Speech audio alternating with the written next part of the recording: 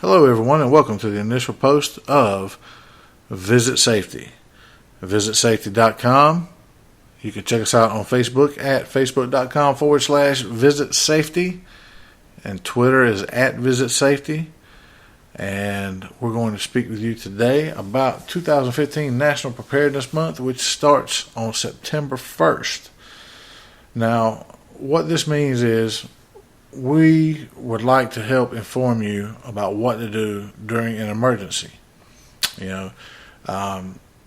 National Preparedness Month is put on by ready.gov, and they really do have some good information. And their themes are, the first week is about flooding.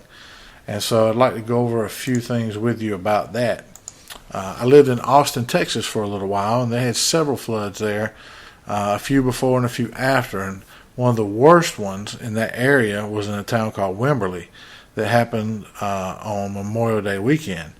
And there were some people there that I know personally who lost their home, and everyone's rebuilding, and fortunately everyone I know was safe, but there were several who were not, and there were quite a few people who lost their lives. Floods aren't a joke. It may just seem like it's just water, but once we go through a few things, I'll explain some other things as well. You see, it's not really a joke. It's something you need to be aware of. Some basic safety tips. First of all, turn around, don't drown. Don't even try to cross the water. There were several officers who tried to help people who got stuck in the water, and they ended up losing their lives while I was there in Texas. And it wasn't like it was super deep water, which we'll discuss in just a second. Just 6 inches of moving water can knock you down. 2 feet of water can sweep your vehicle away. It's not a joke. Moving water carved out the Grand Canyon. So what do you think it will do to you if you get stuck in the middle of it? If there's a chance of flash flooding, move immediately to higher ground. Flash floods are the number one cause of weather-related deaths in the U.S. If floodwaters rise around your car but the water is not moving, abandon the car and move to higher ground. Your car can be replaced. Things can be replaced. As unfortunate as it may be to lose something that you truly value, it's not like losing your life. You can't be replaced. So please, don't be a hero. Go to higher ground. Avoid camping or parking along streams, rivers, and creeks during heavy rainfall. These areas can flood quickly and with little warning. If you have a flood watch, and the flood watch is be aware, conditions are right for flooding to occur in your area. Some things you can do is turn on your TV or radio. Try to get the latest weather updates and emergency instructions. Know where to go. Sometimes there are shelters. Sometimes there are areas designated for higher ground. Build or restock your emergency preparedness kit. Include a flashlight, batteries, cash, and first aid supplies. Okay, if you don't have an emergency preparedness kit, that is something that we will discuss at another time. However, I will include some links in the video description that will kind of set you in motion and get you on your way to finding some items you can put in a bag. Prepare your home. Bring in outdoor furniture and move important indoor items to the highest possible floor. Some people don't have 2 floors, but you may have an attic, so use the attic.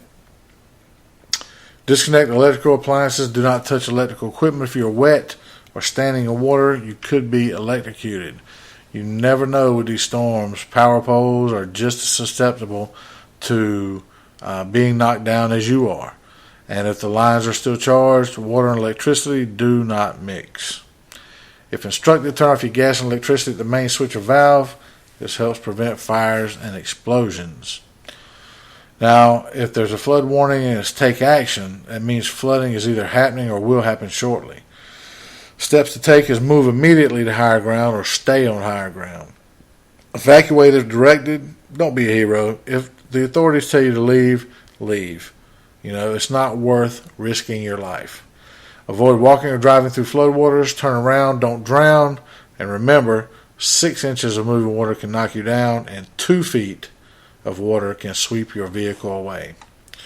Now, after the flood, return home only when authorities tell you it's safe. Be aware of areas where floodwaters have receded and watch out for debris. Floodwaters often erode roads and walkways. And while we're talking about that, Floodwaters, stagnant waters, also are a breeding ground for bacteria, insects, mosquitoes. It's once the waters leave, and it leaves, it can leave mold in your home. So these are things you need to think about. Just because the water's gone doesn't mean it's safe. Do not attempt to drive through areas that are still flooded because you don't know what's under the water.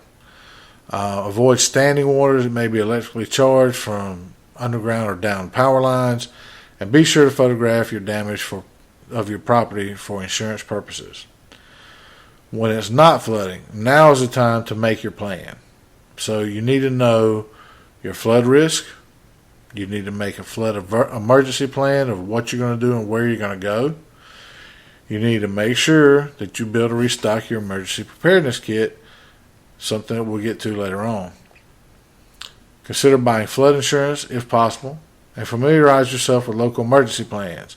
Know where to go, how to get there, and should you need to get to higher ground, make sure you have it planned out ahead of time.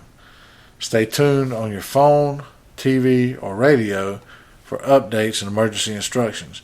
And something that some people don't really think about, we all have our cell phones, and those are great until the power runs out.